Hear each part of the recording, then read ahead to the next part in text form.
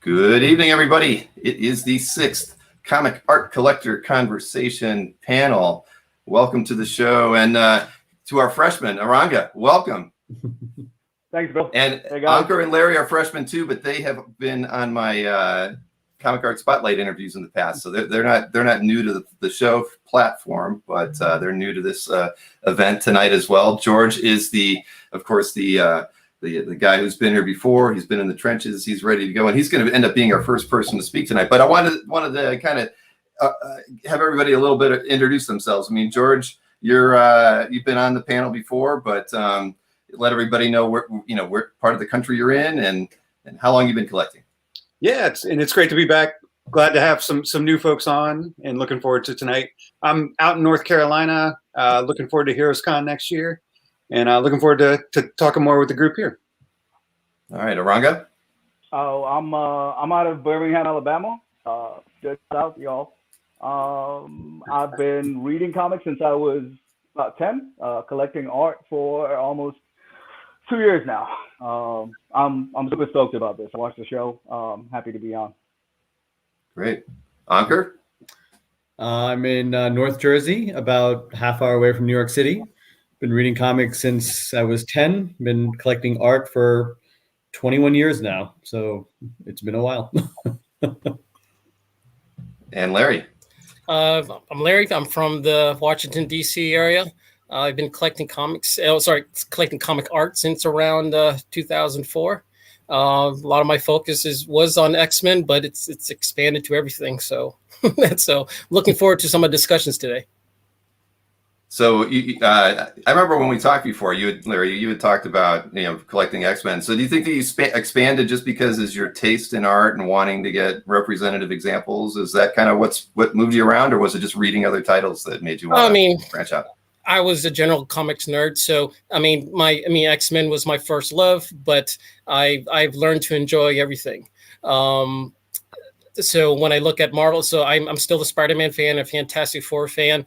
And, when I started, it was actually very hard to get anything like Kubert or John Romita Jr. or Paul Smith. I mean, all my favorite X-Men artists, they were really hard to get. So I've kind of expanded to other characters and other artists that I like. Well, Paul Smith still is hard to get. That's awesome. Yes, exactly. All right. Well, so I put together our list of who's going first, and George, you get to start us off this evening with your controversial topic. Yeah, a little nervous to bring this up, but I think it's good to talk about. I mean, there's been a lot of conversations. I've seen different forums here with the CAF conversations as well, really about the future of collecting, specifically in regards to digital art. But I'm going to attempt to focus it. And not on all of the things going on with digital art in the future of the collecting, but really more thinking about digital art in the sense that we're seeing a lot of artists work digitally. I feel like the more new artists that are coming up, the more digital work we're seeing, and just thinking about the impacts that's going to have, if it's going to drive more value to maybe the folks that continue to work traditional, or newer artists that are working traditionally, or maybe even motivate them to work traditionally, even if it's one-offs. Like I know David Marquez is one that I've seen him really focus on. He's mostly digital, and I don't know him personally, but from what I've read online, he's mostly digital, but will pick select covers or select splashes from issues to do traditionally because he knows they're going to be hot items.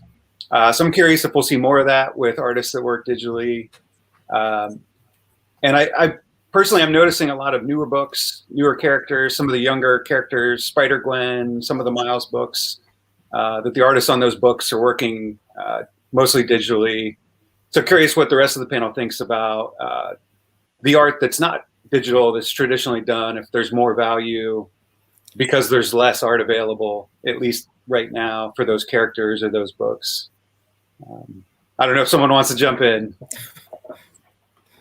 I'll go ahead and start. I mean, to me, it doesn't really impact me because there's so much original art available.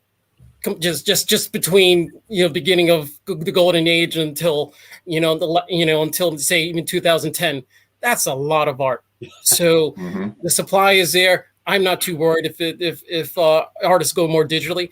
What kind of probably irks me a little is when it's like a really, really good artist and he only works digital. Let's say Art Drum, for example. Luckily, Art Drum now, he does more traditional art that other fans can get. But, and he does really great covers. But if he goes all digital, I mean, there's going to be a lot of disappointed Art Drum fans.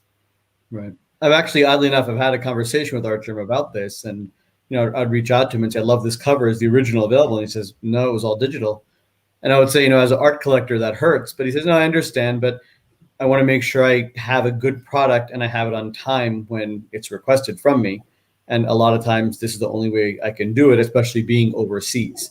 So that definitely. And in terms of art being available, let me tell you, if you're a fan of Saga or Fiona Staples, good luck. There's nothing.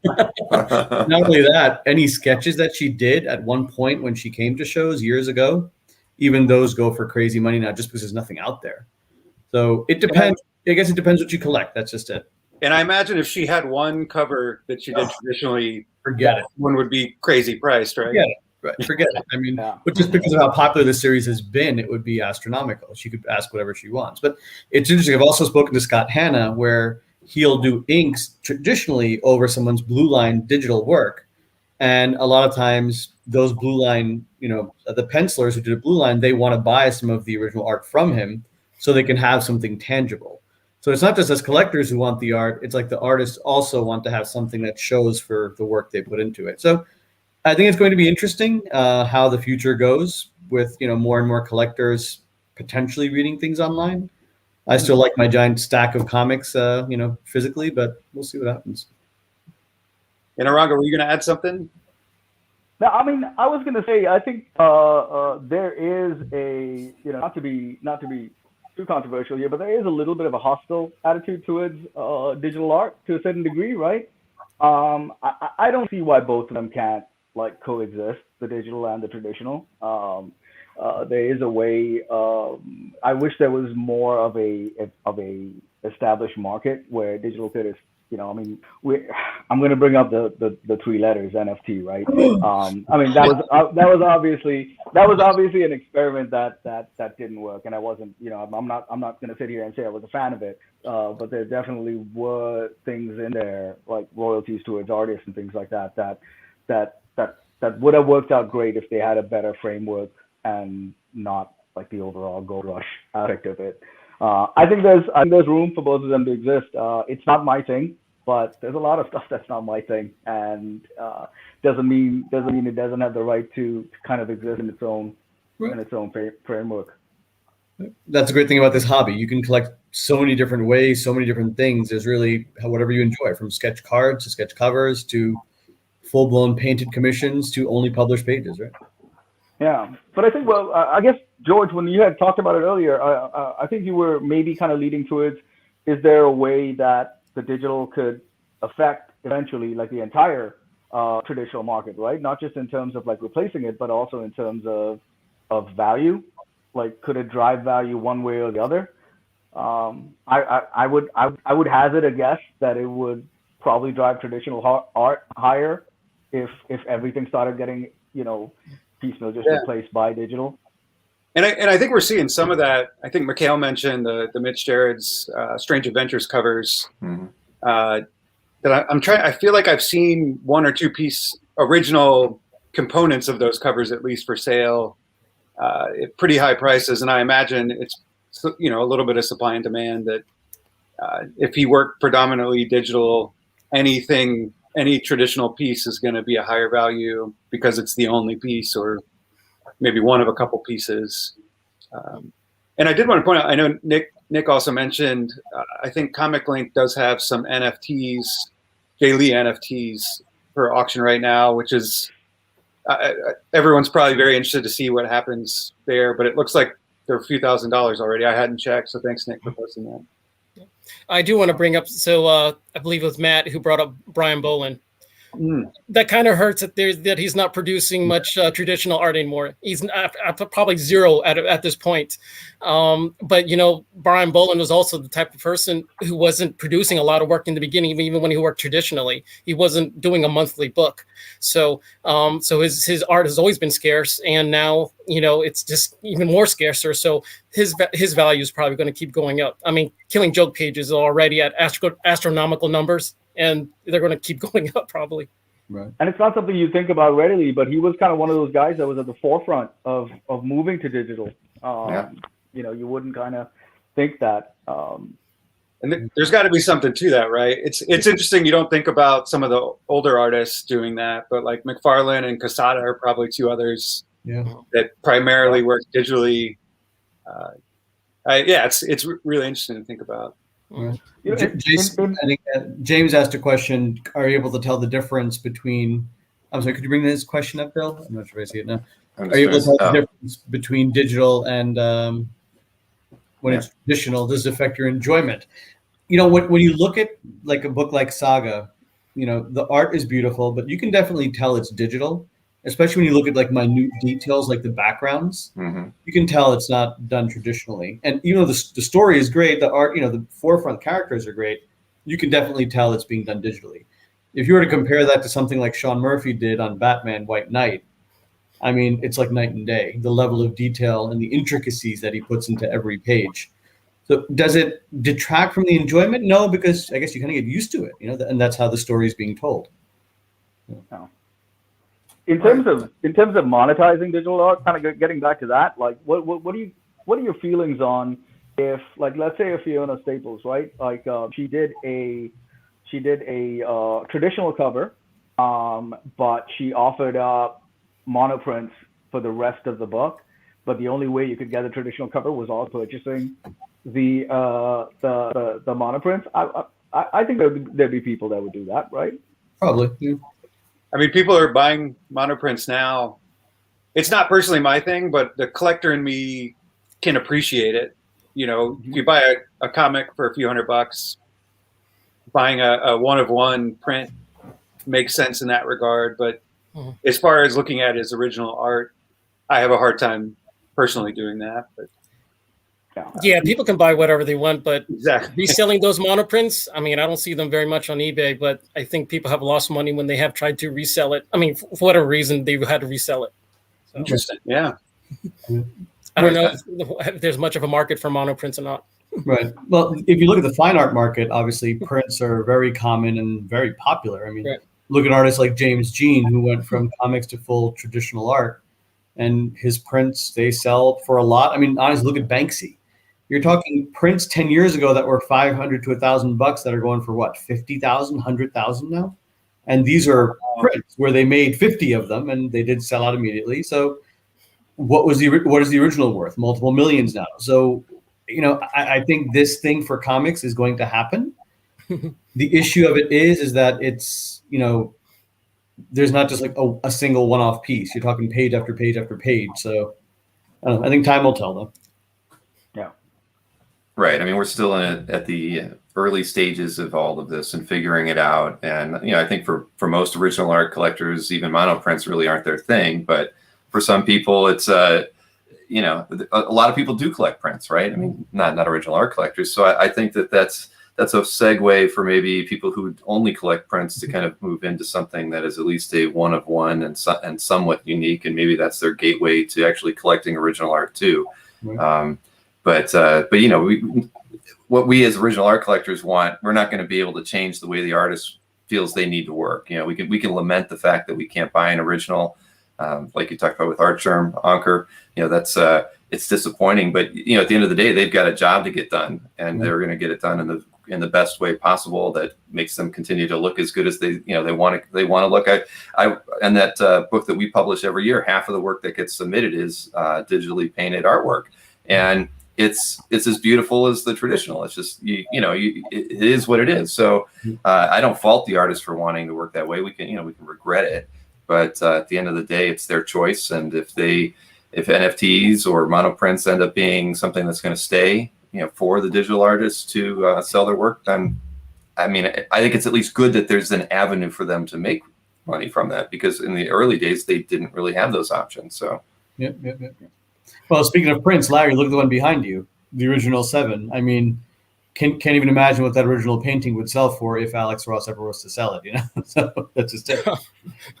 Yeah, agree. Yeah.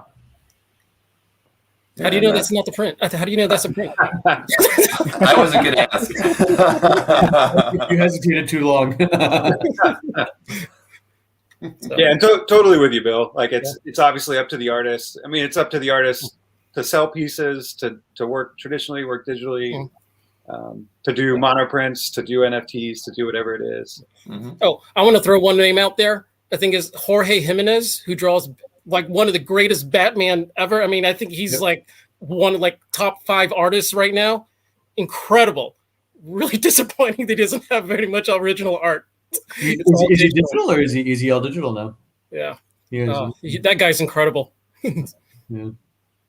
Yeah. And James also mentioned the sideshow prints. I mean, those things always go, they sell well in the aftermarket, unlike monoprints at this moment. But yeah, there's something right there that when they were coming out originally, I wouldn't have thought that they would have had legs, and they really do. I mean, when by and large, those sell for a lot more than they were purchased for originally. So very true. Mondo's another one. Yeah. Mondo's big. I think the bottom line is like you're talking one really nice central image. So, let's say just like of a cover, you're not talking 30 pages or 20 pages of a book where not every page is going to be that exciting either. So, it's interesting. Mm-hmm. But I think it's super interesting that you start thinking about like niches, right? Like original art is our niche, and we start talking about it in terms of, hey, these artists need to kind of do stuff traditionally so we can collect it, and it's one small ingredient, but the ultimate end result is they got to make a comic book, right? I mean that's the end result, and there's a whole other section of the public that really doesn't care how the art was made. They just want to see who wins between the Hulk and Thor. So very true. Yep. All right. Well, I'm just checking to see if there were any other questions or points raised by the audience or not. But I think we kind of pulled them all up, the ones that were out there. But so let's see. First up tonight on art discussing is going to be Larry. I've chosen you to go first today. So let's pull your first artwork up. Okay. So this is from Doctor Strange 55. So 1982, the Doctor Strange series, they gave these like single issue one shots to a bunch of pencilers where they had Brent Anderson do one, Michael Golden do one, Paul Smith do one. And, if you start reading the comics in the 90s, you probably never seen this book because it didn't have Wolverine. But in this book here, you got Roger Stern, Michael Golden, Terry Austin. Wow. They created the perfect comic book. Wow. Yeah. Very true. It's beautiful. It has a strong story, and it's beautiful from cover to and to the last page. It is one of the greatest books. So, I mean, I don't know how many Doctor Strange fans there are. Even if you're not a Doctor Strange fan, you got to buy this book. Some artists, they dream that they can create a comic, with a masterpiece on every single page and still have coherent storytelling.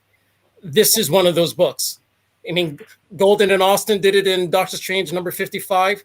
This is actually Michael Golden's probably second time he created a second book. I think his first time was when he worked with Armando Gil in Avengers Annual number 10. Which I think is like 32 pages. He didn't have the original cover, but the interiors are all amazing. Yeah. And if you look at Golden and Austin, the collaboration between them two, they don't have much work, but you might see some Star Wars or you see some Star-Lord. They go together like peanut butter and jelly. It's an amazing team up between Golden and Austin. So, and here in this piece, this is from Kirk Dilbeck's collection. And he has one of the better pages because it has the Defenders on there. I mean, any of us would love to have just any single one of these pages. I think Albert Moy has the title splash, which is also amazing.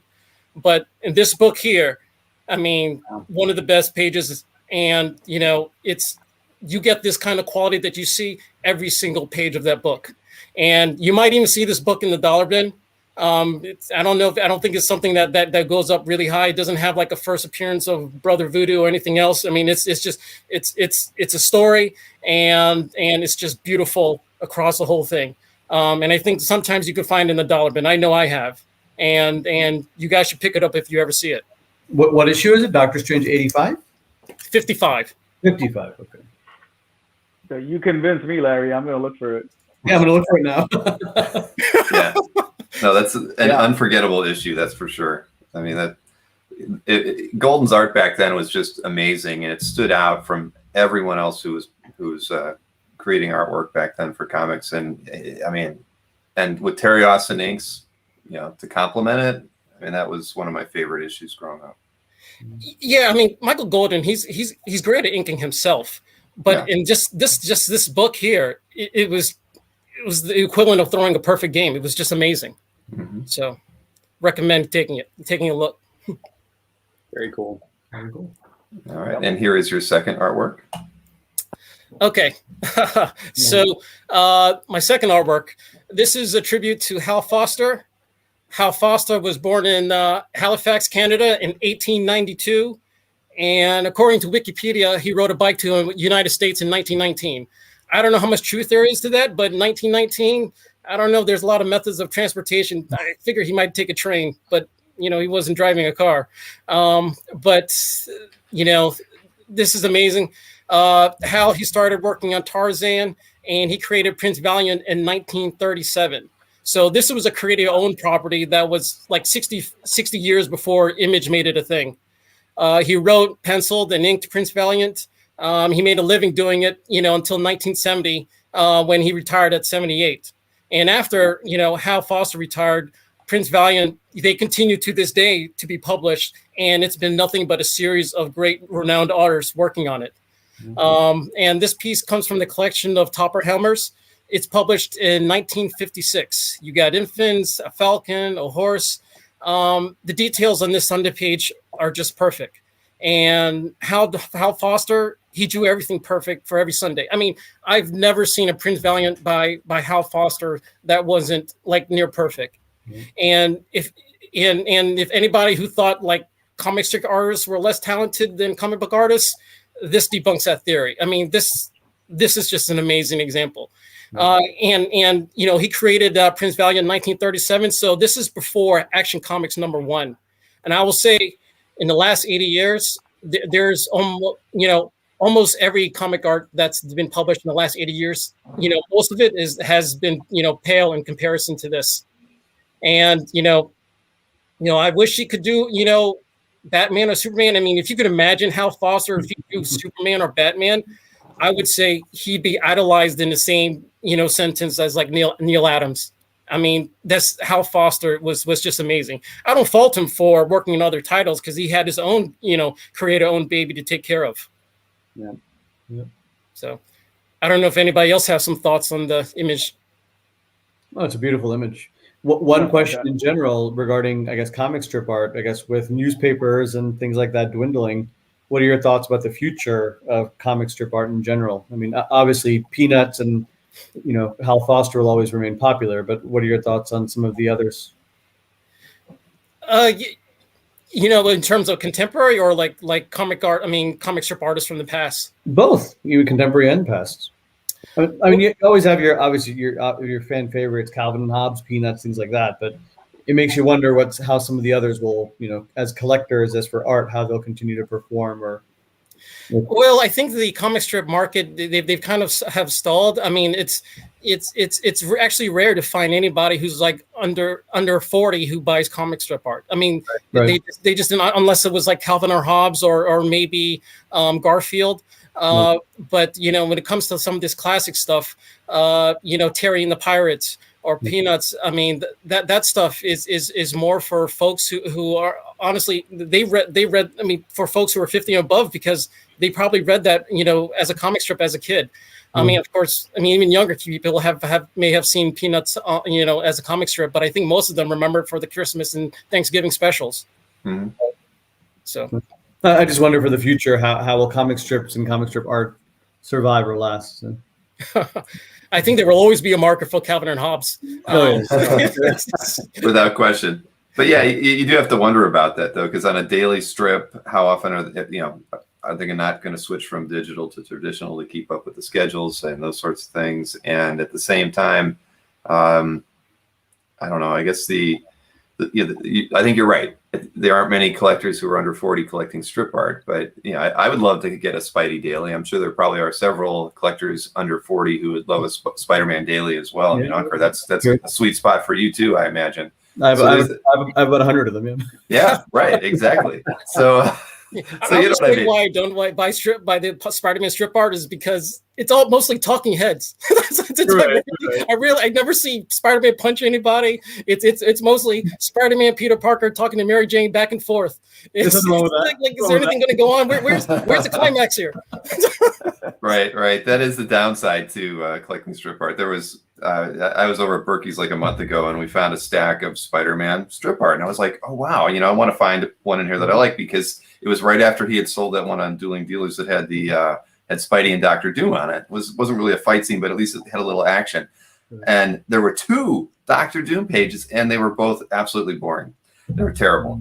And I was like, I set one aside. I'm like, all right, maybe that one day. But there was like, Doom just sitting behind a desk talking, and Spider-Man, or it was only Peter Parker. There wasn't a Spider-Man costume. So it's tough with strip art to really find something that you're really going to, at least as far as comic book art collectors, something that really grabs you and makes you want to buy it.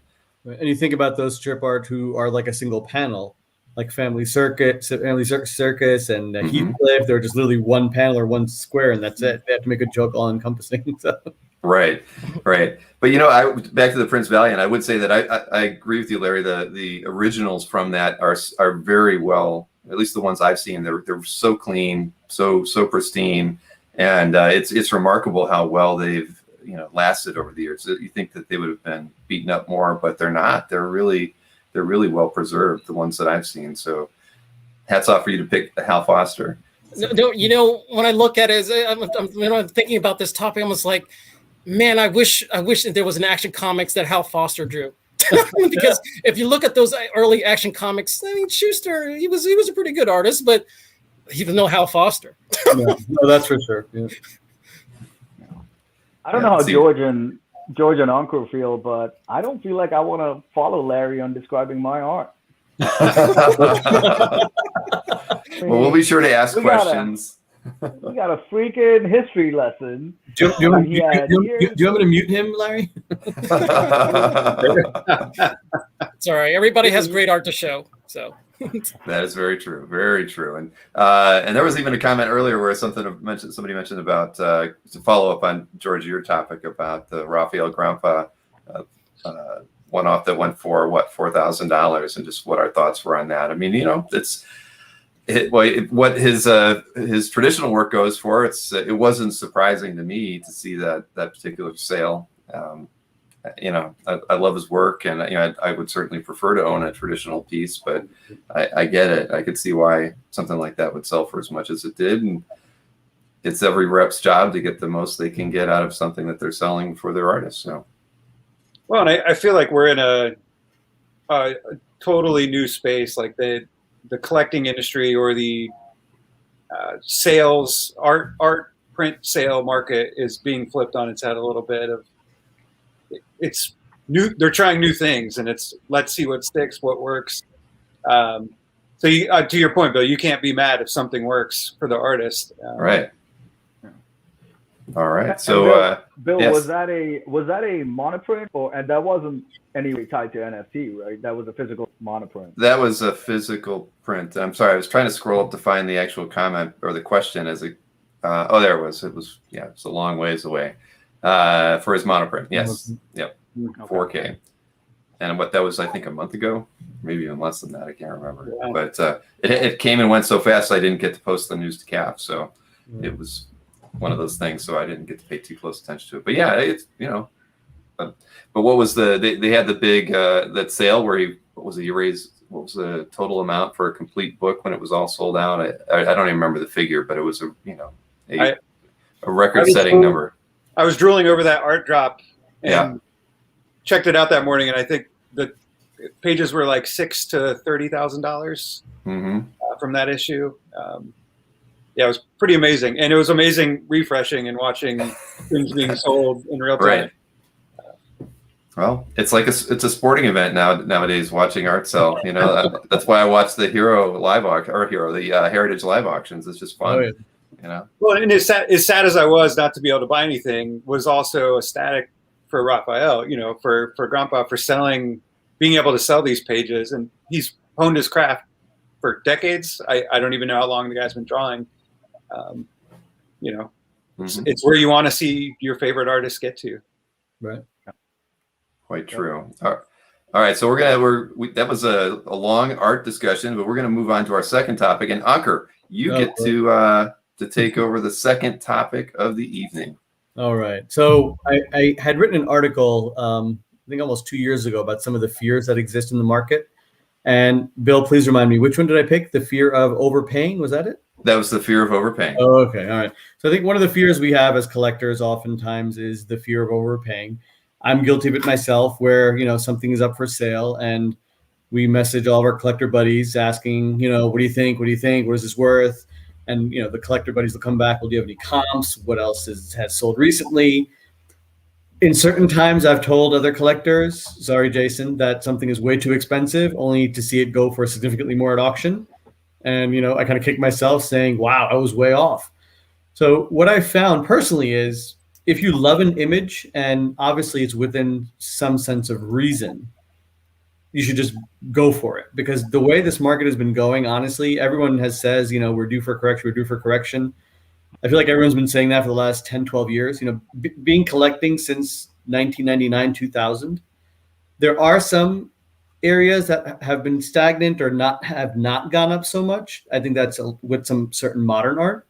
But with any vintage art, 90s, 80s especially, it's not really vintage, but it is 30 years ago. It seems like if the image is solid and the art is decent and you like the art, just don't worry so much about it. I feel like the market is going to catch up. I can't tell you how many times I've bought something where people told me you paid too much. And now when I look back at it, it was like, good God, thank God I didn't listen to what that person was saying. And I just went with my intuition and just bit the bullet and bought it. And one of the big examples of that would be my Wolverine page, my Jim Lee Wolverine page, which I bought in 2015, which really wasn't that long ago, but in the art world, it was a long time ago. And it was at a show, and I had people tell me, oh, well, Scott Williamson didn't ink it, so it's not worth as much. You probably shouldn't buy it. You should wait. I'm like, you know what? I don't think I'm going to get another example. So I ended up buying it, and thank God I did. So I just like, if the image is solid, you love the piece, and the price is within some sense of reason, better to just jump and go for it. Jump first, ask questions later. That's true. No, I wasn't quite sure because I hadn't read that article, so I wasn't really sure where you're going to go with that. But I mean, I think when I used to be more concerned about overpaying as a younger collector than I am now. Now that I'm older, I feel like when I see something that is at a price point that I think is right, even if it's a little bit higher, I'd rather jump at it and then get it. Versus, I was very apprehensive early on about paying a little bit more than I felt like something should go for, because but now after all the time that I started right around the same time you did, Ankur, that I don't want to miss out. So right. when I see something that might be 10% more than I think it should be right now, I will pull the trigger on it. Yep. When you combine that fear of overpaying with the fear of missing out, it can be a dangerous combination. Exactly. Like with these art drops, it's just, if you're not quick on the gun and you hesitate for a second, sometimes, it's gone. So, that's just it. Ankur, is the fear that you're talking about purely from a financial standpoint? Like, you're never going to get that value back. What if it was more of a emotional investment? You didn't buy it to at some point or whatever. I think at the price points we're at now with most art, I think it's a mixture of emotional and financial. I mean, obviously, you don't want to buy something that you may not ever recoup your money on. I can tell you I've probably bought some pieces that have done that, but because the market has been so good, that hasn't happened. Honestly, that's happened with other collectibles with me more than comic art, to be honest. So, we always have that inherent fear, like, is this really too much? And I think one reason personally why we see the auctions do so well is because you have that price validation. You have somebody else hitting the bid button, so you know there's potentially somebody right under that underbidder who's still willing to pay that much. If there's somebody as crazy as we are, still willing to pay that much for it. So having that price validation, I think, is one of the big reasons why some pieces do better at auction. When you see sometimes pieces sit on a dealer's website or wherever for sale on eBay as a buy it now, and they sit and don't sell, I feel like the reason for that is because people don't have that validation and they're afraid that it's still too much for what it is. Right. I think there's also the fear, like when you're in a community as far as this, and kind of everybody, for the most part, knows what you paid for a piece, right? I mean, it's just out there.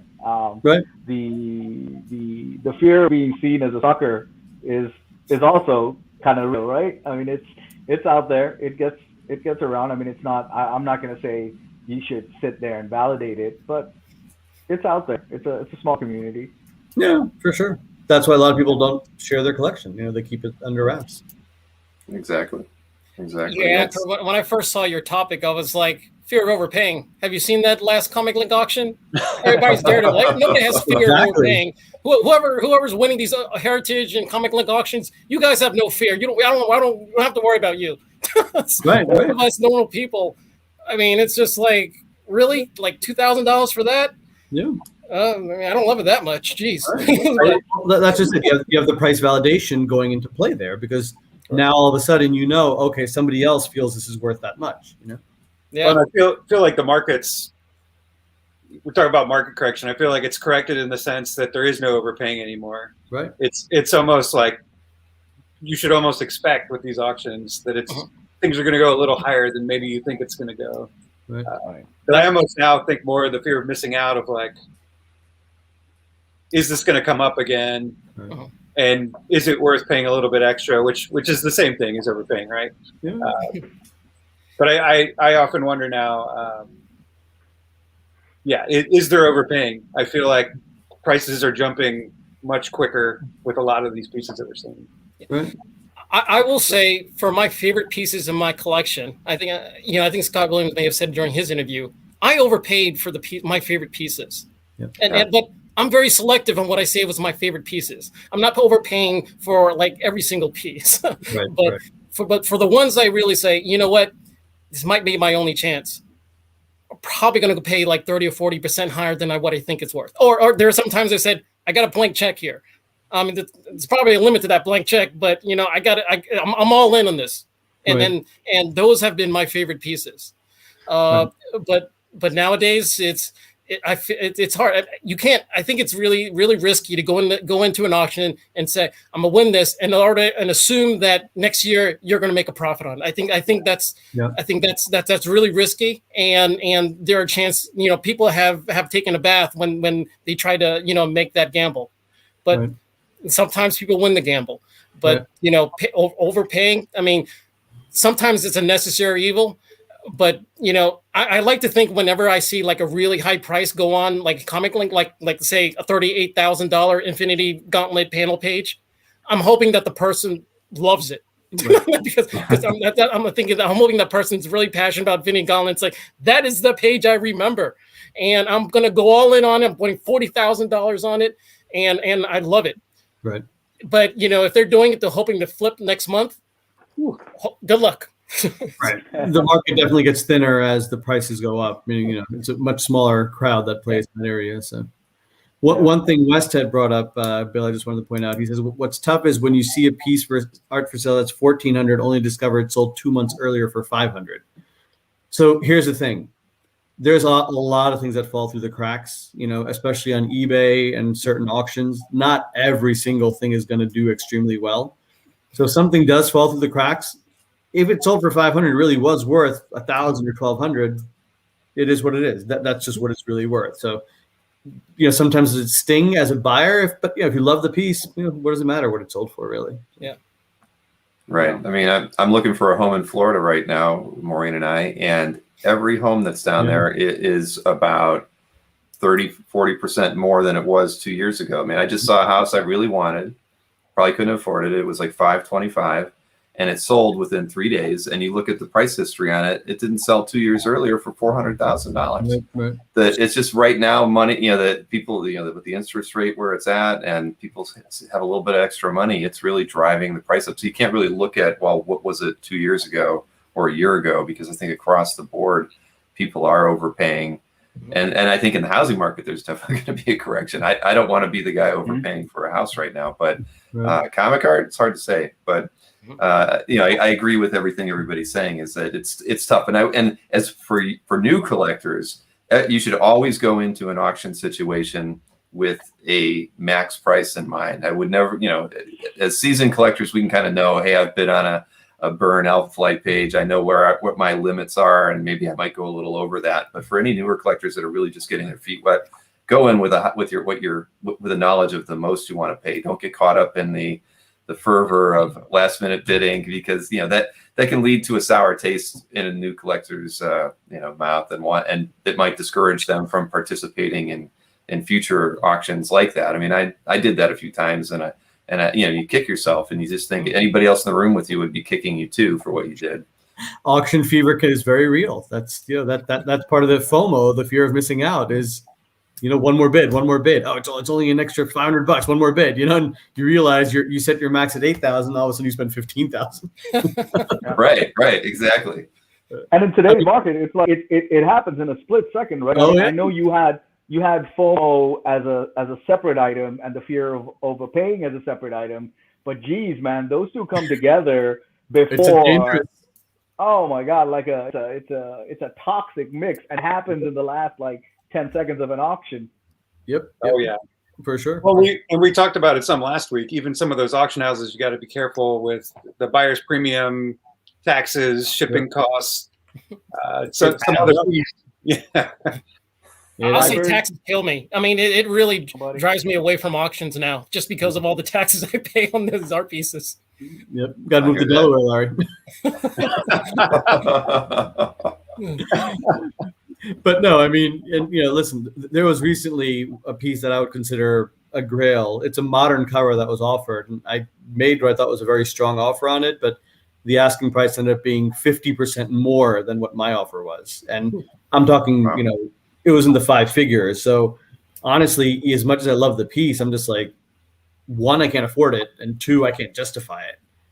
Could it go for that much at auction with the fear of the auction? It probably would. But for me to drop that much, 50% more than what I thought was a solid offer, can't do it. And Ankur, by the way, I absolutely love your X-Men page. It's like all Wolverine action. It's like my favorite kind of X-Men page. So right. Well done. One thing I'm glad I didn't listen to the advice. Yeah. Right. And Alex makes a good point too, where he says, I never feel bad about being the underbidder, because you never know how high the high winner would have gone. That's true. Yeah, no, you can't lament that, because you could have just been, the price could have been twice as much. You never know.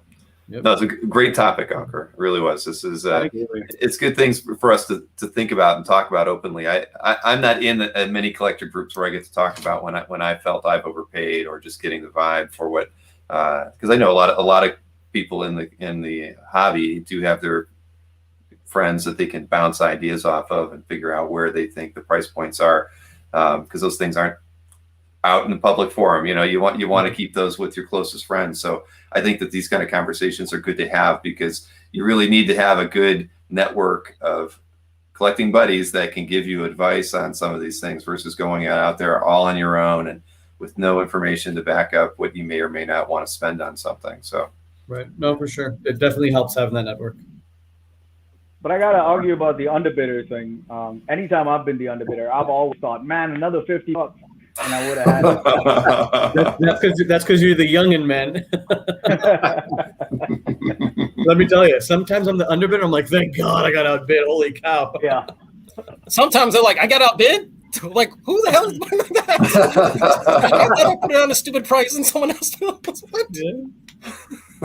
Love how that happens. What if you think you put a pricing like, no one's going to outbid this, and then the Heritage Live auction starts, and you're like not even close. You're like, good God, what was that? Well, and I found, I don't know, maybe 33%, a third of the time, it's a dealer it's buying it. Right.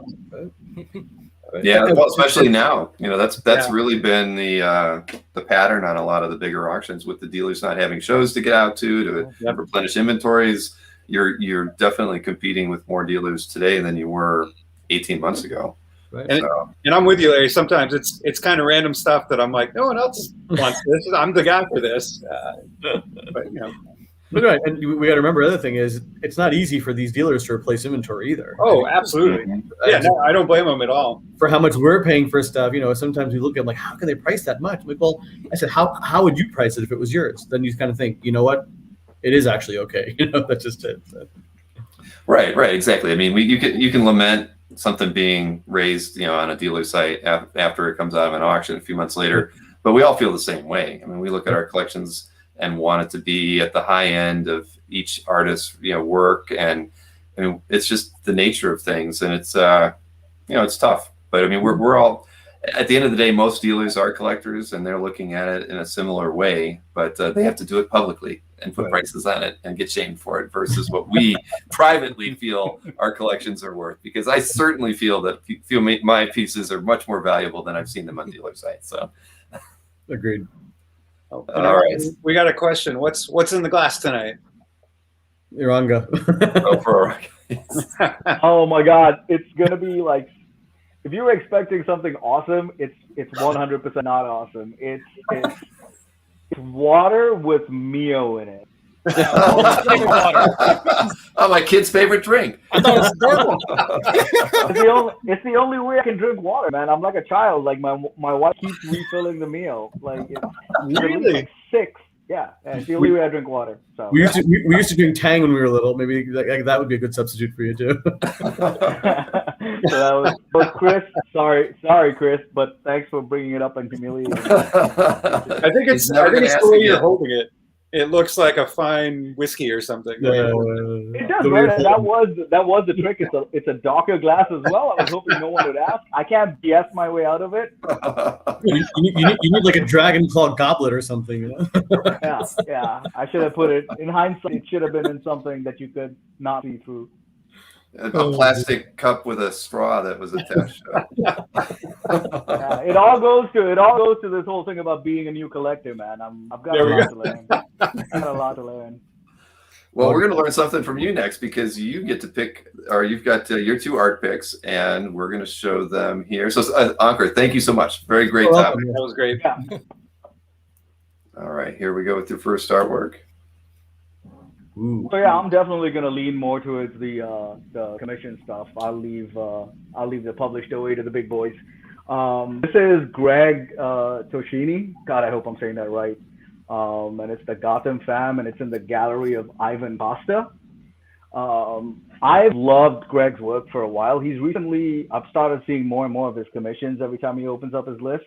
And he just absolutely smokes them. If you read his work or like checked his work out on Last Days of American Crime, there's a real kind of ethereal quality to what he does, even in a book like that's set in the modern world or in the real world, quote unquote, as Last Days, where he lets the eye fill in a lot of details. You'll see panels just. Yeah, and Low as well. I guess Harry just mentioned fantastic on Low, but there's a lot of tricks he uses with light and color. And if you look at this one right here, the perspective on it individually, some parts of this don't work. Right, the clock tower, that perspective is a little bit off when you compare it to the gargoyle, but it adds to this house look to what's going on in this picture. The fog coming in from the right of the picture, you'll notice he's got like cool tones on the bottom left and warmer tones as you go up, and that fog kind of does a real great job of melding the two together with the Bat family. I really don't have a lot to say. The guy just blows me away, and the recent watercolor commissions he's been doing. I missed the boat on it, unfortunately, but I'm keeping my eye out the next time he opens it up again. Yeah, beautiful piece. Very nice. Loved his work on Low, and have really enjoyed seeing some of the watercolor stuff and I guess painted pieces that they've been posting. But I actually really love, I'm assuming it was intentional, the perspective on the clock tower almost leaning back. It's like pulling you into the background, into the piece. Yeah, that's what I was thinking as well, right? I mean, if you compare it to the gargoyle, it shouldn't work, but with the color scheme that he's used, and you know the it's almost, again, I'll only use the word ethereal, but it just works. It's a little madhouse, funhousey, fantastic piece. I fell in love with this the second I saw it. Beautiful. Very nice. Yeah, very nice pick. And here is your second artwork. Man, and this one's bananas, right? This is Philia Bratunkin. God, I wish I picked two names that were easy. I guess my name, yeah. And it's a Doctor Strange commission, believe it or not. Oh and my God. It's from the gallery of Tyler Turner. The second you look at it, I mean, it's obviously from the school of like Jeff Darrow and Seth Fisher. I don't know if you can scroll around a little bit, Bill, but Doctor Strange is in there in two instances in here. Right. But you've got Galactus. I can't, but I'm going to fix that though. What size is this piece? It does not state on Tyler's gallery, unfortunately. Unbelievable. Yeah. Wow. Yeah, He works but pretty also- small. Yeah. Huh. Yeah, I'm not sure. I think he's repped by Inky Knuckles, if I'm not mistaken. He's another guy I've got my eye out. I really want to get something from him. But, Make a photocopy, make a coloring book out of this one, right? that's right. He's actually got like an ode to Seth Fisher in the snake, right? I'm not sure if you're going to scroll around here a little bit, but if you go towards the center of the picture, scroll up a little bit. Yeah, I mean, we're not even. Surprise! If you ever can find Doctor Strange. That's So it's amazing. easy. Well, I thought I saw Doctor Doctor Strange. Strange. Was he here? I mean, it kind of looks like Doctor There's, Oh, there too. there's Yeah. one right there, but like on the planet, his standing on the back is- planet, his he's back got is his back from here. facing. Yeah. Yeah. Yeah, That's yeah, crazy, two man. instances. Yeah, but That's look at that. I mean, he just left nothing to it. It's That's fantastic. It's just bonkers. I love it.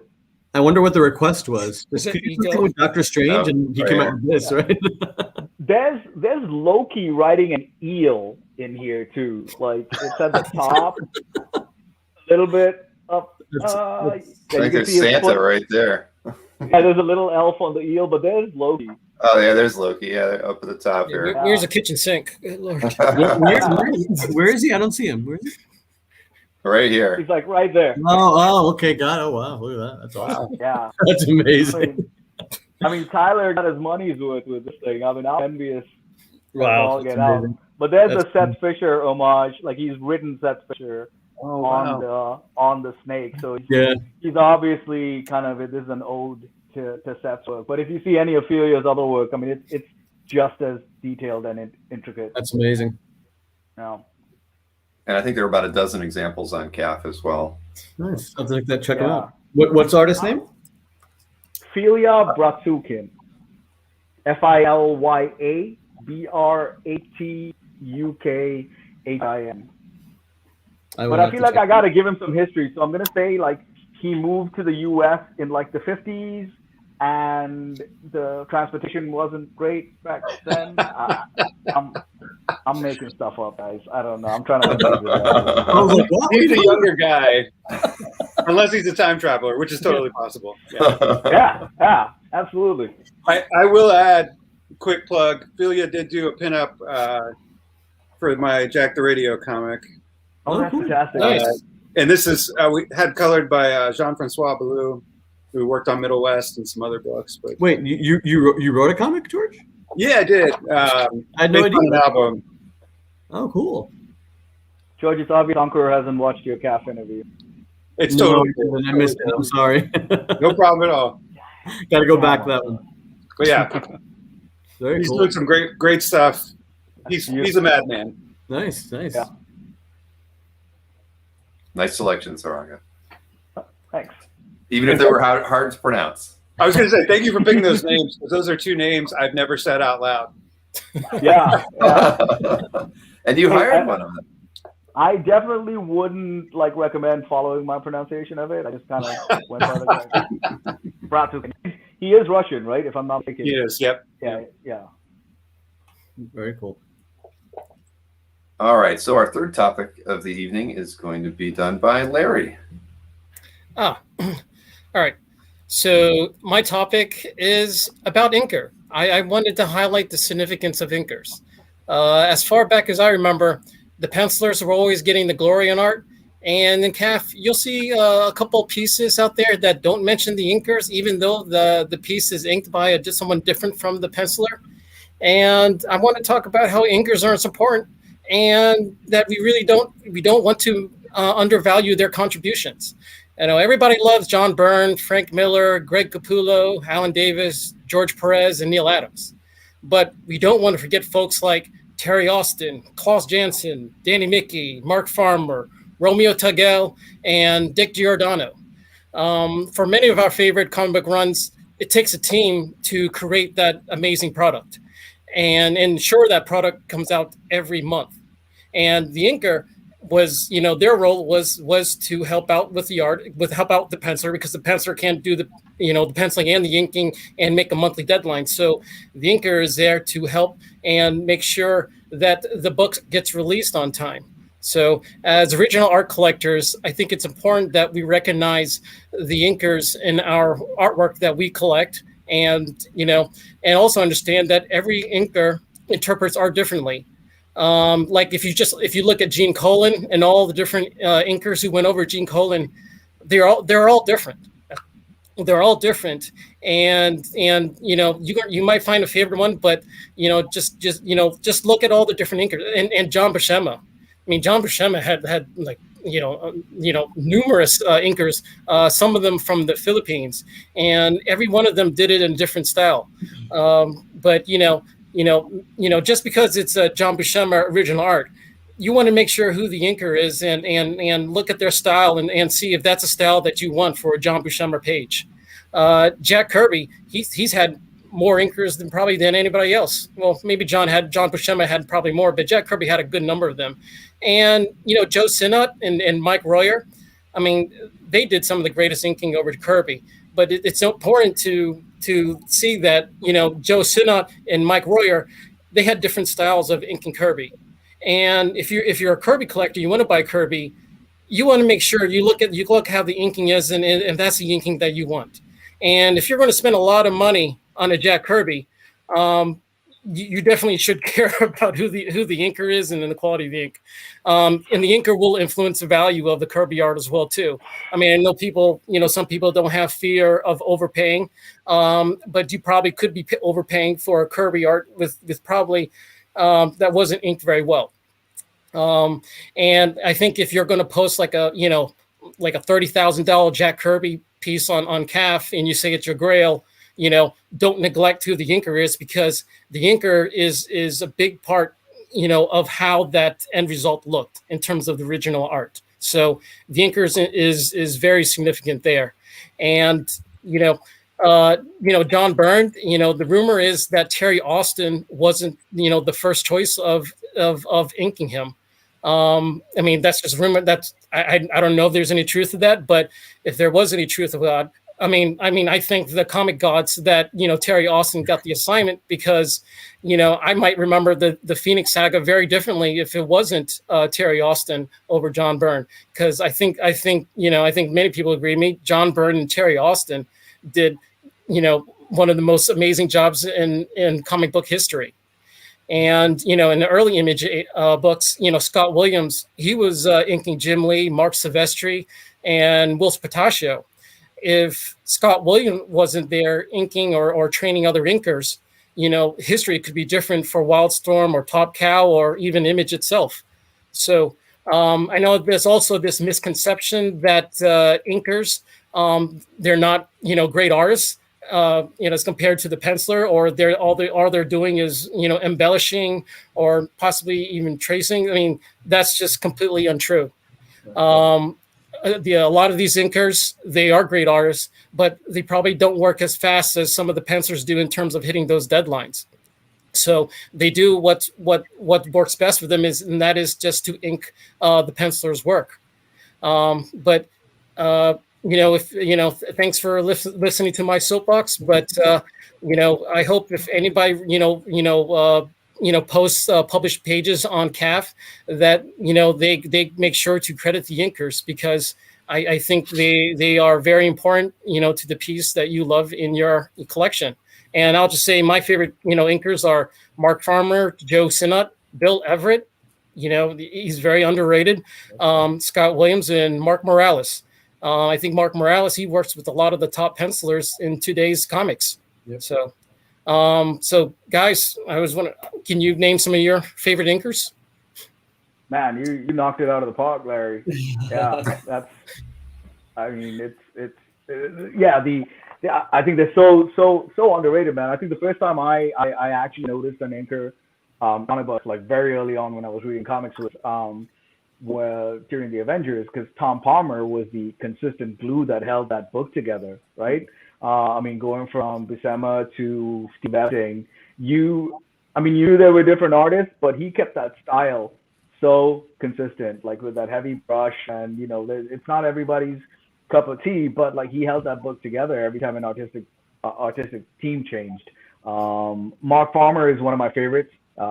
He inked Dale Keown over most of his run. Dale's my number one guy. So and Mark made his work pop better than any other inker he worked with. No arguments from me, man. Inkers, get your credits. Yeah. And also just saying, one thing we don't realize is a lot of times what these inkers were handed over were very rough pencils. I recently bought an X-Men page that was credited to Jim Sherman, and Bob McLeod did the inks. And Bob actually said, email me, I'll show you what he gave me. And when you look at what Bob got, to say it was rough is just beyond words. It was not much there. And what you're looking at was probably about a good 75% done by Bob. So, we're calling them inkers, but, they added a lot into themselves. The other inkers that I do think are quite amazing, other than the ones you mentioned, he inks himself, is Sean Murphy. He's just unbelievable. Frank Frazetta, nobody inked Frank Frazetta. Frank Frazetta inked him. I know Al Williamson is also amazing. Sometimes they worked as a tandem as well. But I always love these classic pen and ink illustrators from the golden age, Clement Cole, Frazetta, obviously. There's one named Stephen Kidd, a lot of people may not be familiar with, but their ink work is unbelievable.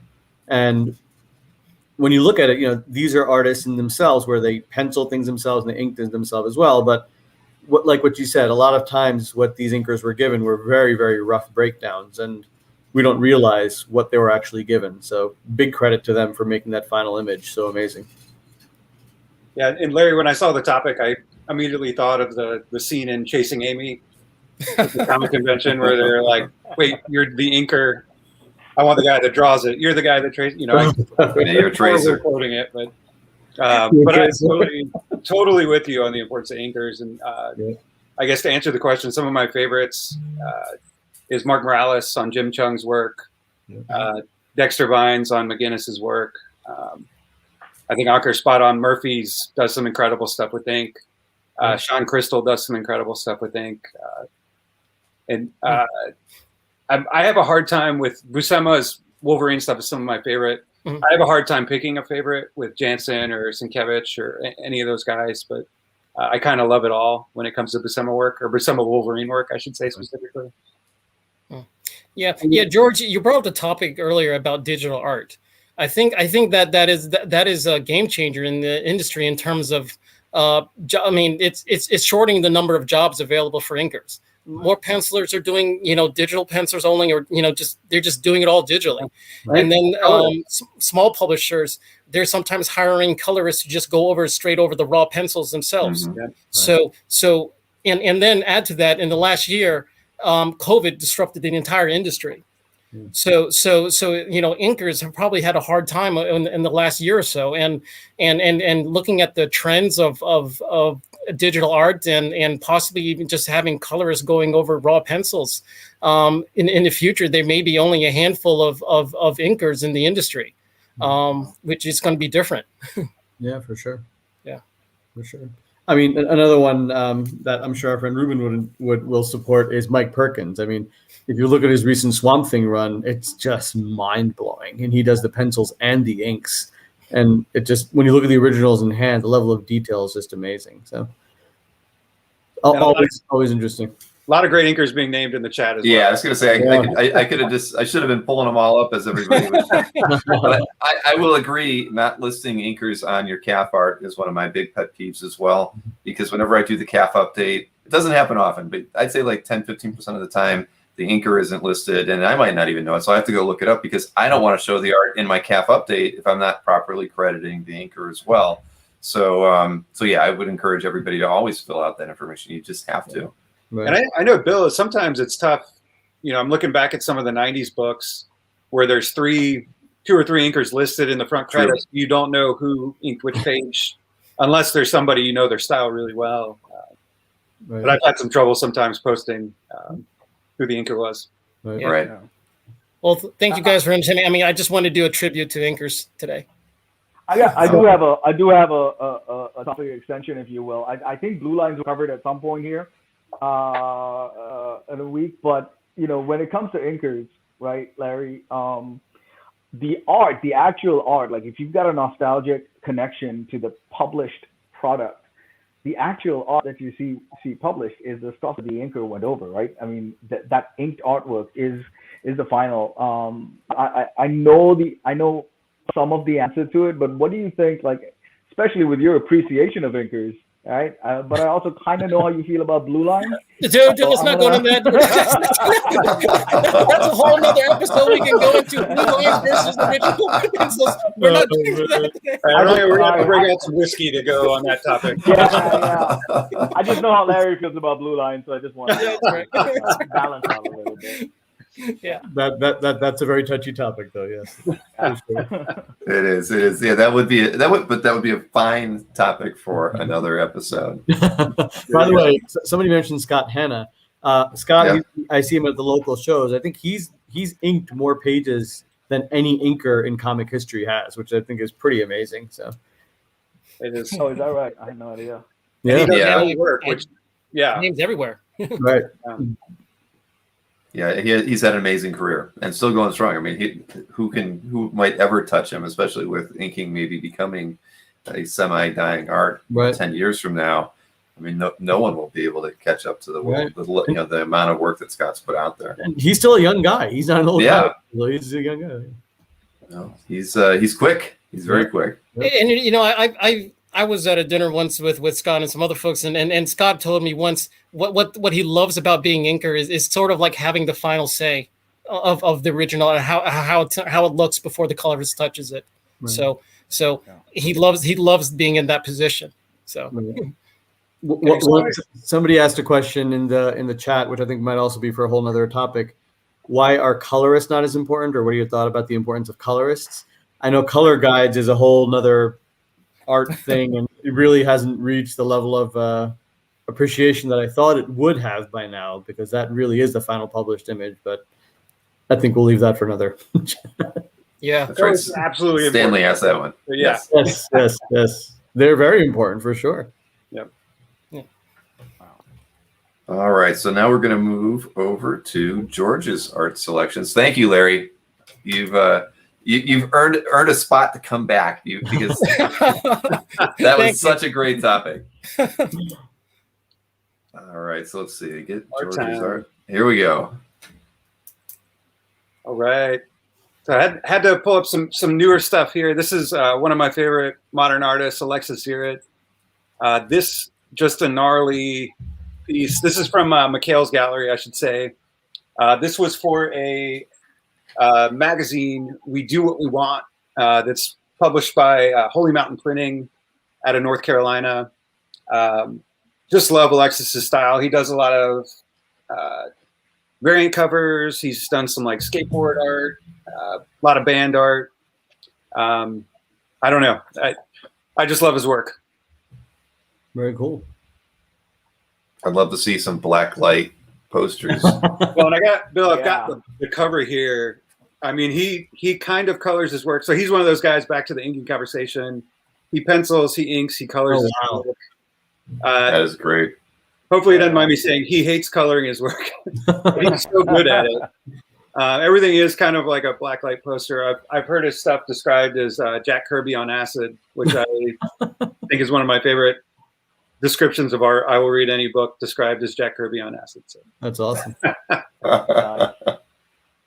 Yeah, had to give him some love. Very cool pick on that one. And let's see your second artwork. Yeah, Dennis Cohen have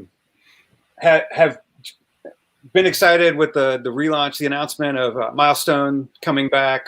I think the Static book comes out next week. So I've been revisiting the hardware book and trying to pick up some of the old Static issues that I owned years and years ago, but sold when I was in college.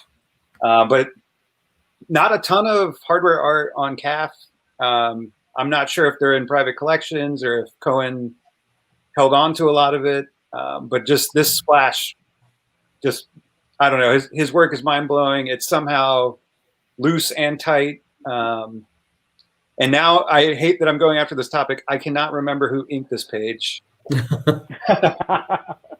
It looks like Dennis probably did it all himself, I think. It could have been. Yeah, you know what? It's not listed on the art, and it does say they're only the penciler, but that could just be a miscategorization. And sorry, Ruben Cowan.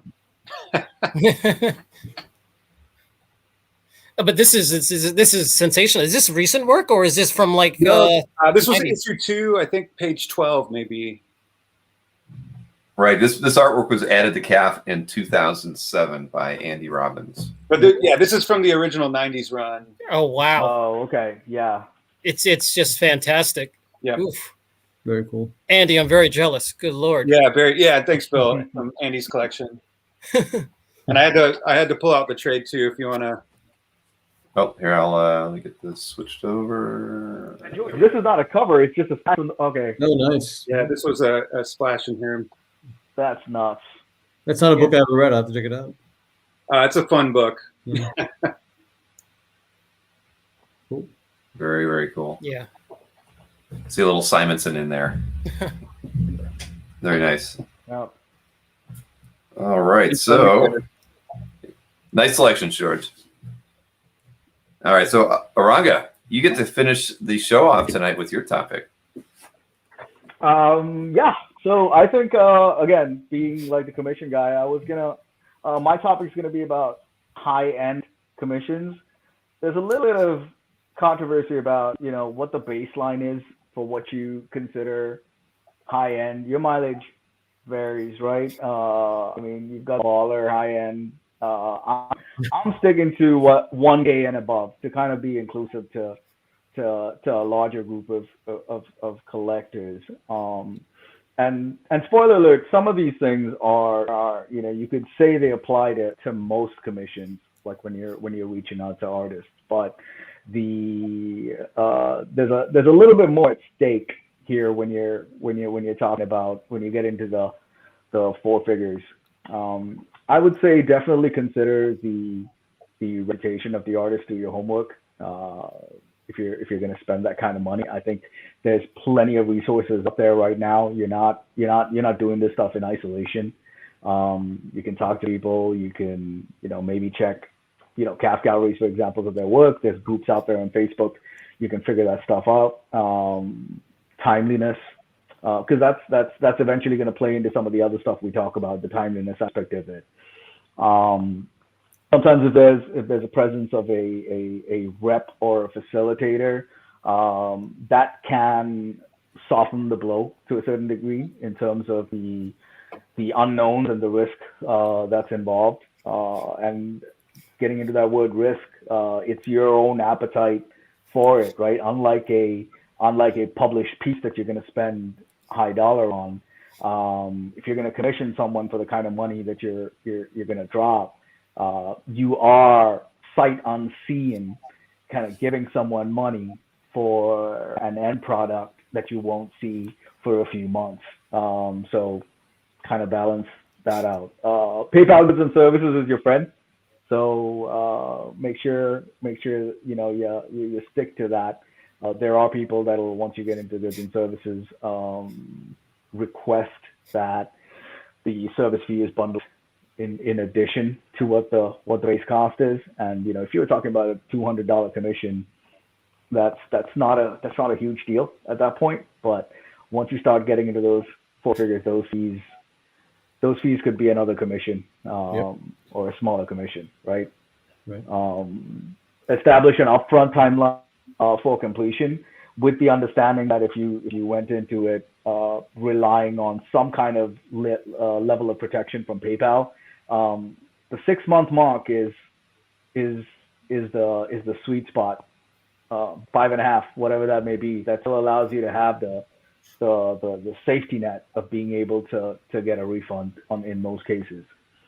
And you go beyond that, even up front, if you know that it goes beyond 6 months, you've got a decision to make, because you don't really have that safety net anymore. If they tell you it's going to be 9 months to a year, again, it's good knowing that up front. Willingness of the artist to provide a prelim. You can get with artists who are like, I'm not gonna. Oh well, yeah. There's Alex. Nice when an artist provides a prelim. The willingness to provide a prelim is always nice. It takes some of the mystery out of what it is that you're gonna end up with as a final product. If it's not, if you asked for Warlock and he did Adam Warlock instead of Warlock from New Mutants, you figure that out pretty early before you've gotten like 9 months in, before you get it.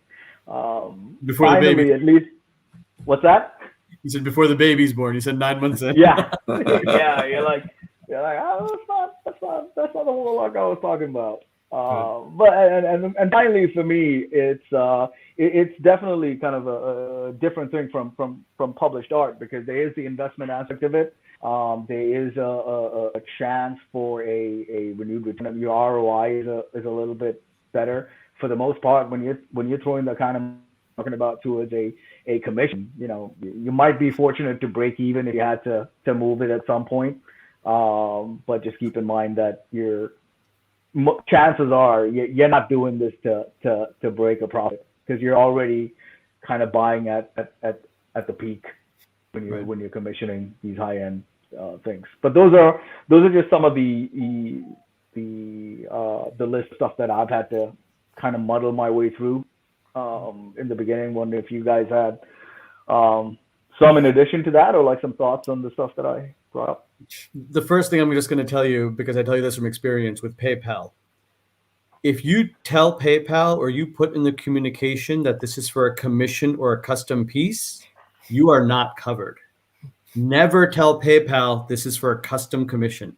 Tell them this is for a piece of art or a drawing or a product. And second thing, if you tell them that if you do like half and half, and you tell them, I paid half up front, they'll say, we don't cover partial payments. So you cannot tell them that what you paid was only part of the thing. They will not cover you. So just as a caveat, be careful with PayPal. Again, if you tell them it's a commission or it's a partial payment, they will not cover you. So just keep that in mind, guys. But yes, sounds like you learned a lesson the hard way. Thankfully, it was only a $200 lesson. But yes, I had to unfortunately get my credit card involved, and I got my money back that way. But PayPal says, oh, we don't cover custom commissions. You're out of luck. And they denied the case straight out. Wow, There've been two super, I'd say pretty high-end commissions I've had. One was Art Germ, and the other was Simone Bianchi. Neither of them took a penny down. They said, when we're done and you like it, you pay for it. You don't like it, they have a line of people ready to buy it. That's just it. So in those cases, it's like, okay, sure, why not? What do you have to lose? I mean, at the end of the day, and I did end up buying both of the pieces, and that was fine. So, and in one case, I think Simone gave me a prelim. Art Germ did not, and it turned out beautiful. It's on my wall right over here. So And the other couple I've had that were higher end were by Delato, where just it happened to be that it worked out. And talk about quick. I made a payment, and the next week from Italy, the piece was already in my hand. So he's just amazing. Yeah, I'd add. I mean, I think any commission there's risk involved, right? You don't know what it's going to look like. You don't know how long it's going to take. So you kind of have to do a risk assessment. How much risk are you willing to accept? And with that, how much money, if you're paying something in advance, you're willing to put up in risk. And if this piece is not an A+ piece in your mind, are you willing to take that chance? And speaking more to non-show commissions, probably. Right. But I think that's where it's important. I think you were talking about, so that's kind of the setting expectation side, Eranga, of your topic. But the planning side is finding artists that have good reputations as far as delivering good work with their commissions, as far as turnaround times for commissions, and kind of do your due diligence that way. I think is pretty important. Unless you're very open to risk, then Yeah. If there's enough of a body of work for you to draw on and say, hey, this is the kind of work he consistently puts out. He's got a good reputation. That's one thing. But you're dropping the kind of money. When we get into the stratosphere, if you will, of what we're talking about for high-end commission, you're dropping the kind of money that you could. There is the opportunity cost to it. Is you could have bought a published cover For sure. for the price that you're spending on a commission. So if it is a $200 commission or something like that, it's the same risk and reward as far as what you get at the end. There's always the potential that you hate it, but a little bit easier to stomach a $200 investment that you ended up hating than Well, I think that's also part of researching what the artist's strengths are. Not every artist is going to draw every character that well, and you have to take a look to see who would you pick this person to do. So. I would agree with George here. Regardless of how much you spend, whether it's $200 or $15,000, you need to get a sense of whether or not the artist is dependable. If you get a $15,000 commission from Jim Lee, Albert Moy has his reputation on the line to make sure that you get something delivered. Same thing if you get a commission from Felix, they have their reputations on the line. So you get that good sense of there's dependability on I'm going to get what I ordered. And if there's any kind of delays or anything like that, you're relying on the their art rep to tell you about that. So even if it's $200, nobody wants to lose. No one wants to just give away $200. Right. So it takes you got to get some people get excited. Oh my God, this artist is offering commissions. He's opening his commissions. Let's sign up. I'm gonna give him $5,000, no problem. Can't do that. Hold on. You don't want to give away $5,000 either. So you want to try to get some sense on has he opened his commission list before and have they delivered on time? And maybe they delivered, but they delivered a year later. Got to have that expectations when you go into it, because if they have a history of delays, you have to expect that delay. But if they have a history of delivering within months, it's good. I mean, it's probably a good deal then. But we just like George said, you have to assess that risk. Commissions are a risk, not just on delivery, also on the quality. You may not get what you paid for, but you know what? I work with a lot of contracts, and if they deliver, they met the needs of the contract itself. Some may go out of their way and say, okay, you don't like it, I'll do it again. Right. It really depends on the artist there. That's not common. No, Right. It's not. That, I think, communication is key. If an artist tells me, listen, it's going to take me 6-7 months, okay, that's fine. If they tell you it's going to take 2 months and then a year later you're emailing them saying what's going on, that's nobody likes doing that. So, and there is the flip side, right? Where there are artists, and this is probably not very often, but artists that do a commission and then they go to get paid, and the person's like, I don't want it anymore. Right. So now they're having to sell it or figure out something else. Right. But there's a lot of variables with these things. Right. James asked a question about what our thoughts were in documenting your negative commission experiences on social media. I think There's if you Facebook can keep groups for it, right? There's a whole group for Yeah. it. Yeah. I think if you can keep it constructive and maybe maybe take a breath before you get on there, as with most things, and keep it constructive. It's absolutely helpful to everyone involved. Yeah. Agreed. Yeah, I think that Facebook group is very helpful in terms of explaining some of the experience. I mean, if I'm looking at commission, yeah, I'm going to check that Facebook group. I mean, kind of just take a look at what the prices were before and what their experience was. And if there was a bad experience, I mean, I think that's useful. I mean, an artist, if you're trying to deliver service and you delivered a bad service, you have to understand there are consequences to that. I don't think your name needs necessarily to be all dragged in the mud, but if you did deliver a poor service and you didn't do anything to remediate that, that's the risk that the artist took when he took commission lists. Yep.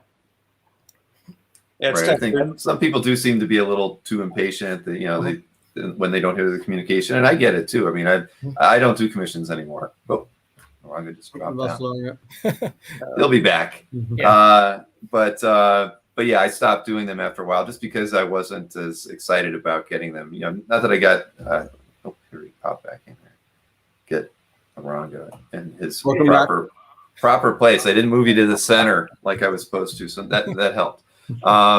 But yeah, so I stopped a long time ago getting commissions just for that reason. Just a little dissatisfied with them. But I think Michael Golden wasn't wrong. You just didn't spell it right. Sometimes patience is a virtue. Before you drag somebody through the mud, you got to exercise all your possible avenues, especially if there is a rep involved. I know there was a question about the rep's responsibility with commissions.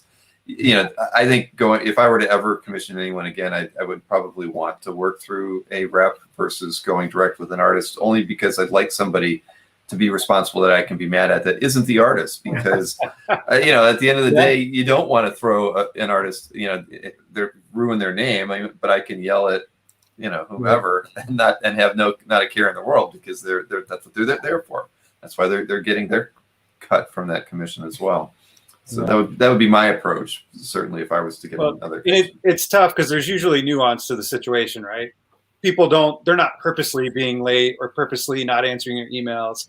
There's 9 times out of 10, there's something going on, especially this past year with illness, work, jobs getting furloughed, things like that. I mean, and we don't always see those things. People don't always want to be open, or should they be open with all of those things? So it's hard, but to Larry's point, it is good to know situations. So if someone's, it takes 5 times longer than they say they're going to take, or they don't deliver on what they say they're going to deliver, it's good to be aware of that too.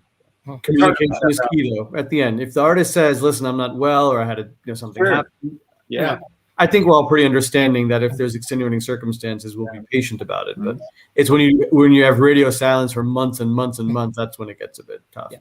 And regarding the question about social media, I will say there are times when, if you report a bad experience and just mention it, there are folks in the community who says, "Oh, I can help you here. Right. Oh, I can help remediate the situation." That's not something you think about when you post it on social media, but that can also happen. That hey, there's actually I'm a friend of that artist, and let me talk to him and see what I can do to help you out. You'll get that in social media from people you have no idea who they are, and just strangers helping people.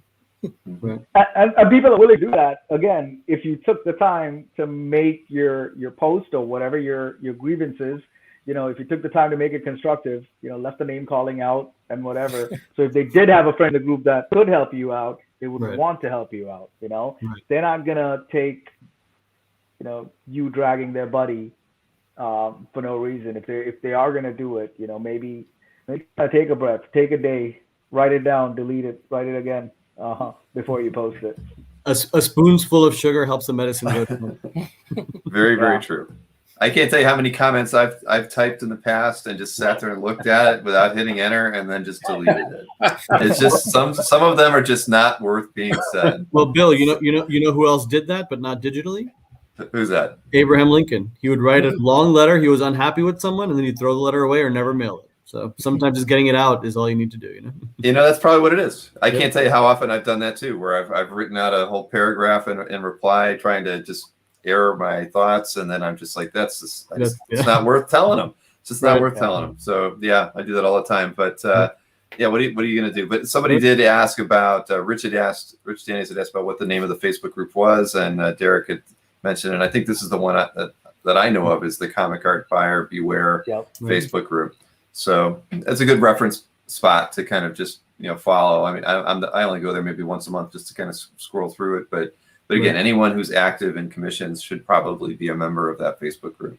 Right. And like I think a couple of people had already said, commissions are great, but with the prices of them going so high, I've shied away from many of them because you can get a published piece for less. So it's just, I mean, you have to really weigh, do you want to take that risk for something and pay more for something you might not like, or you already have the finished image that you might have for less than that. So it's hard. I get it. It's hard.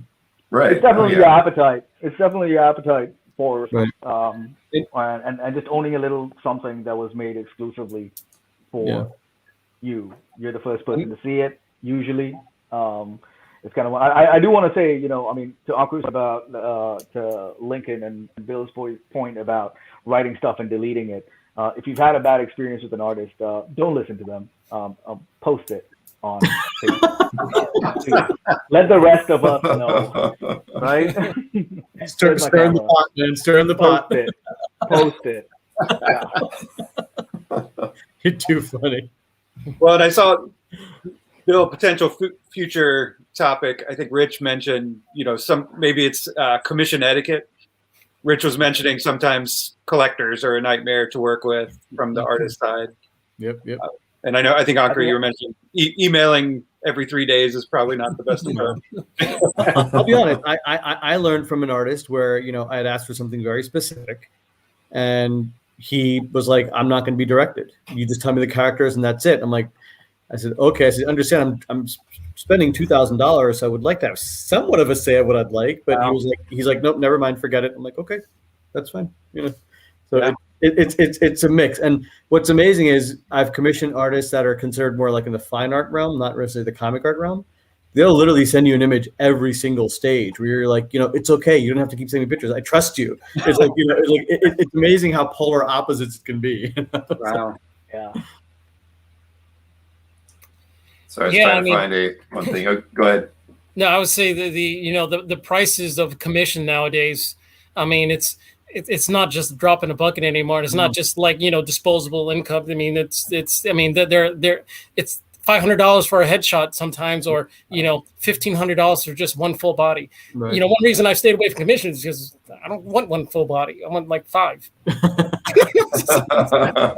Now I got Scott McDaniel. I have a commission of Scott McDaniels. He did 23 characters, 25 characters, something like that. And I love it. I mean, he had a reputation. I knew he was going to deliver, so I ordered. I ordered that special menu price. So. Scott's got a stellar reputation, man. I mean, I've worked with him, and that dude he's a gentleman. Scott McDaniel. Who's that? Scott McDaniel. Scott McDaniel. Yeah, he's fantastic. But George, I like your idea about commission etiquette. I think that would be a great thing. Yeah. Same thing at conventions. I've seen people line up the commission and then 45 minutes later come back to check on it, and then an hour later come back to check on it.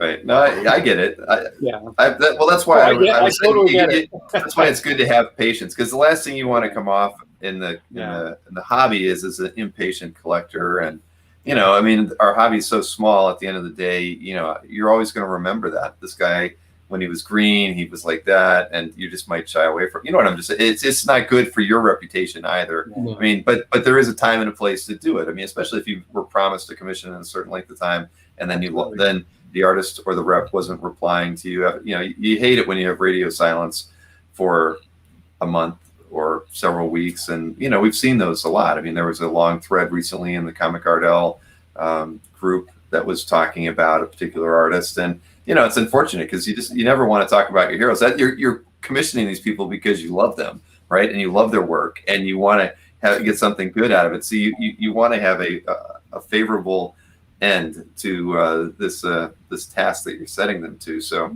yeah. I don't know. I don't know where I'm going with that, but that's always that always when I see somebody really just vehemently upset because you know that they've reached the end of their rope and stuff.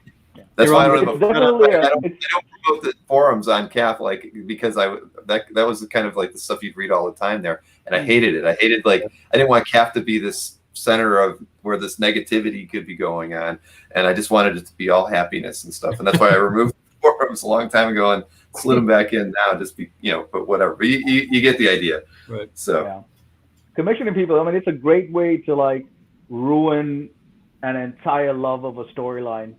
If you've had a negative, like I've gone back. I mean, there were books that I loved, and I can't look at them the same way again because, that dude drew it. I just can't. I can't look at it the same way again. One of my favorite books. But I also think like it'd be nice if the artist community had the equivalent of the buyer beware group to warn them about commissioners. That They do. I would imagine they probably. This is going to be on you every 24 hours. Artists talk just as much. They talk just as much. Right, they have their own groups as well, that just like we do. Their little email groups. Yep. Well, especially when they know people are like, in the early days when prices were going nuts, when people were flipping them. So you have somebody who get a $100 Adam Hughes sketch and have it on eBay that same night for $1,000. That. Well, he stopped doing commissions, right, at conventions. Right, completely. I'm talking early 2000s when you could get a $100 sketch from him. So yeah. And there were people who would immediately put them online. So that word got around fast. Yeah. Right. I mean, he really set the market early on, going from 100 to 200 to 400. When it hit 400, everybody was freaking out. Oh my God. And I mean, it's $400 for a sketch. That's going to limit the number of people that want it. And the line was just as long. It didn't matter. Oh, yeah. Didn't matter. I know. Well, he increased the quality too. He went to Copics. I know he did. Exactly. Right. Yeah. So, at the same token, he was putting a lot more work into them too. Completely agree. So there's an instance where it actually benefited the collectors with him stepping up his game for those. But then it went to where you could only get 2 during a weekend, and those ended up being take homes, and so they were cover quality. But that's another topic one day. Yep, but hey, another great one, Eranga, perfect. You get an A+ as well. So you're definitely going to be invited back, and we have one more. We've got Ankur's artwork to look at now. Okay, yeah. I picked these very quickly, by the way, because there's so many pieces I like on CAF. It was like hard to choose. So obviously I'm biased right now because I'm watching the show Sweet Tooth, and this was by Jeff Lemire, and this is in the gallery of Marcus Way. Love the story. I have to now pick up. Love the show. I have to pick up the book now and check it out. But truly an awesome story. So, this one came out. I think it was about a good 8 years ago now that this book came out. So it took a while for it to hit the big screen. So, but truly a great show. If you guys haven't checked it out yet. No, I just finished the whole first season yesterday. Brilliant show. I'm not done yet. No spoilers, please. So what happens is, have you read the book though? I have not. No, but I have to pick it up now for sure. Yeah. Yeah, I just picked it up, so I'm gonna kind of go back and see how they compare. Nice. Very cool. I've only seen the preview for the show. I have not read the book, but now that I've seen the preview, I want to see it. So I'm gonna have to read the book. It's very good. Yeah. Very cool. And the other piece here, Phil Noto. This is in the gallery of TK's OA. I actually don't know him, but Phil Noto is just one of those guys who's just so versatile. And if you've seen, he's had a few gallery shows of just pure illustration art, not even comic character art, but somehow he actually recently opened up a couple commissions, and this was one of the pieces he did, and his Black Widow is just by far stunning. So, I've seen him at shows years ago, and what's amazing is the last time I saw him at a show, I literally got to his table in the first 5 minutes. He's like, "I'm booked." I'm like, "Wow, okay, I see what's happening." So it's always loved his work though. So truly an amazing, versatile artist. And I have to say, it saddened me quite a bit when I found out his last Black Widow series was all digital. But that's the way it is these days, right? And I honestly feel like he's going to be the next artist who's going to make that jump. He already has basically, but into fine art. So if you haven't picked up a Noto piece yet, I would do so pretty quickly because I feel like it's going to be drying up very soon. So I just picked one up this week. Very nice. What'd you pick up? It's an 11 by 17 full figure Emma Frost. Very nice. Oh, Very nice. wow. Congrats. Yeah. Congrats. Yeah, thanks. This is gorgeous, man. I mean, is this mixed? Yeah. It looks like he's got watercolors in there and maybe some marker work as well. Yeah, acrylic, watercolor. I can't tell if it's pastel in the hair. I mean, it's a bit of everything. It just is amazing. Yeah. This is definitely much better than what you would typically see at a convention. Yeah, I mean, it's gorgeous. The bullets around her wrist. Yep. I mean, they're just amazing. The level of detail is awesome. Yep, for sure. Yeah. It's stunning, man. Yeah. Yep. Yeah. Nice. Congrats. If you read the series, it's wonderful as well too. Yeah, I the really series is enjoyed it. great. Yeah, for sure. I know one of us that touched on digital art earlier. Yannick Paquette did a run on Batman recently, and there was one issue where Batman and Catwoman had like this whole like going back in history, and he did these double page spreads that were just stunning. And I messaged him like, please tell me you have the original for this. And he says it's all digital, and I was like literally just heartbroken. I'm just like, oh my god, there's no art to this piece. I mean, it was just so beautiful, just so beautifully drawn. And he's like, sorry man, nothing. I'm like, okay. Do you know how long Yannick has been digital for? I don't know, but I mean, I know the Batman run he did was digital. Yeah, but I mean, it just as an art collector, it hurts, when you love an image so much, you're just like, this is so beautiful, and it's digital. Phil, unfortunately for comics, a lot of his stuff has gone digital too. So that's too bad. I mean, I've always been a big fan of Phil's work, and his sketch list was always hard to get on at a show, but it was always well worth it because he had those just the figures. You knew the figures were going to be perfect, the costumes were going to be great, but the color work was going to be like nobody else's. He had just a vibrant palette, and I always loved getting something from him at shows. There's certain artists who even though they would do these drawings at shows, they were just stunning. I mean, the whole. That whole group, Phil Noto, Brian Stelfreeze, J.G. Jones. I mean, it's like you call these things con sketches, but you're like, good God, just the level of quality was amazing, Right. Wow. If you go on Heritage and search for Phil Noto, you'll see some pieces that are in tonal pencils. Yeah. His tonal pencils are gorgeous too. Oh, wow. Yep. Yeah, I've got one in my calf gallery, everybody. Jean Grey Phoenix, tonal pencils. It's beautiful. Yes, wow. He's a very versatile artist for sure. Yeah. Yeah, Ruben just said Paddock has been digital for at least a decade. I had no idea. Wow. That's me neither. Yeah. I didn't realize that either. Well, but Ankur did give a secret away. He goes direct to the artist immediately. Absolutely. Just remember that. He's absolutely. Tips and tricks here. If you got the contact information, you should use it. And listen, everybody's on social media, and this is why I do go to my comic shop at least twice a month, and I look through the stands and see who's drawing what well. And I'll be honest, sometimes you look at these artists like, I've never heard of this guy. I got to look this guy up, and you find out this is some new artist who's just breaking onto the scene. So you find some really good artists that way that are still affordable. Yeah, that's a lot of times when we're doing interviews, a lot of people say that they're trying to find that next breakout artist, the one try to get them before they're hot. Right. It's not easy. No, not at all. Ocker, the commissioner. It's actually, I try to get more published stuff than commissions, but it is how it is. I get it. Well, Ankur, I've got to ask about this Spider-Man statue behind you. Oh yeah, with the awesome hat. Is this canon of a book I haven't read yet?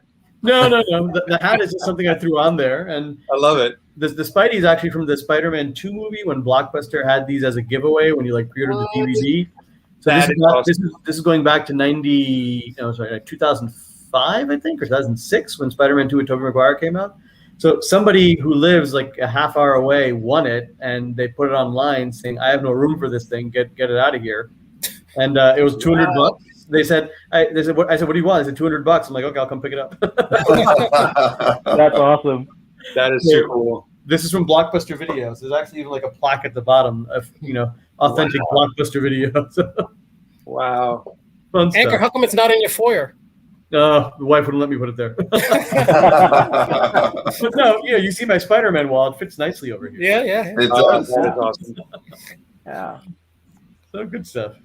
And it deters burglars too. So people are like, aren't you freaked out by that thing is behind you? I'm like, I'm used to it now. You know, it's been there for a while. Yeah, I remember never saw those? Spider Cowboy in the Spider Verse. It's really cool.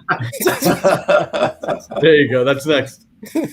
Yeah, I always like the remember the Silver Surfer movie, and it had the giant statue of that at the theaters. Now that would be cool, but you need a lot of room for that. That thing is huge. I remember that. I remember that one. Yeah, that thing is huge. And there you go. Rich Danny says you could put it by the door. Hang the car keys on it. All right. Well, so I'm going to call it a wrap tonight, guys. But the thing is, just so everybody knows, I am out of town the next 2 Sundays. I know there was a question whether or not I was going to be here for the second one, but next week, Dino is going to be taking charge of the show and will be running it. So Awesome. Planning is already underway for the guests. I think 3 of the 4 guests are already chosen. But there was a question mark on the 27th about me, so I am not here. I get back on the 28th. So hopefully we'll be able to do 2 consecutive shows without me here. We'll find out, but we'll definitely you'll know because I'll create the show and it'll be within the Comic Art Live channel and you'll be able to know what's coming up. So that's how you'll know that we've managed to work it out. Hopefully, if Dino can't do the second one, he can do the first one, and maybe I can get somebody else to help moderate the second show. Cool. Love it.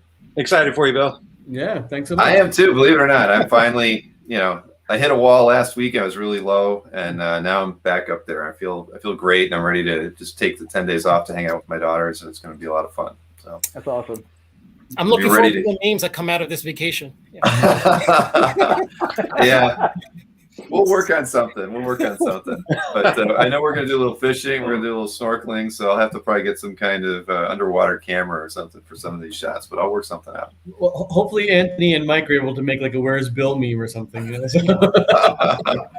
Yeah, well, we might be able to work something out. Yeah. We'll see. Yeah, Mike was like, "Oh man, I can't wait to have," because we have a missing one Wednesday, and he was happy not to have it. But Anthony's like, "Oh, I want to keep going. How could you do this to me?" I'm like, "What do you want? You want my son to sit in for me or something?" Because he's going to be up here, and he would have taken that. So I just said, "Nope, we're all taking the week off. It'll be good. It'll be good for all of us to have 1 week off for sure." So, but yes, tomorrow, right? Yeah. I was just saying, Mikhail just mentioned it too. We've got the amateur dueling dealer show tomorrow with Tatiana and Michael Lovitz. It's going to be a lot of fun. I've got their memes. They're very very much each of their own. They're very different, unlike anything else I've gotten before. So it'll be fun. I've got to kind of figure out something I can match their wit with it. We'll see. I don't know.